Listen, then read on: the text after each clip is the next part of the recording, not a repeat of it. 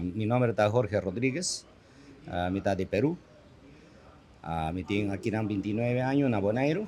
Entonces, mi estaba promé presidente de Arriba Perú, también mi estaba vicepresidente de Comunidad Peruana que nos está logrando en Bonaire. Entonces, ahora aquí, danke para invitación a entrevista. El tiempo aquí está viniendo el día 28 de julio, nos tiene independencia de Perú. Directiva de Comunidad Peruana está derechando una actividad. Siempre nos está asistimiento de bandera, tour día 28, después de 10 horas de mediodía, en el terreno de Comunidad Peruana, camino al LAC.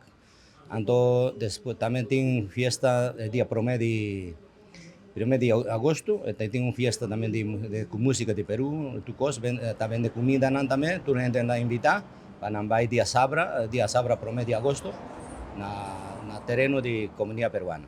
De maneira que tem grupo de Peru para tocar música, então me preparei, tá dia $5 para de entrada e então comida na menos sai preço tudo, de maneira 4 casas de comida, ceviche e kiko não. Entonces también día Awe día 25 también de parte del Club Arriba Perú, ¿no? Nos tienen dos organizaciones, institución de peruanos en Arriba, Comunidad Peruana y nos tiene organización de Club Social Cultural Deportivo Arriba Perú. Entonces Arriba Perú estaba formada año 1995. Entonces no está traído en la federación, tú caminas con Arriba Perú.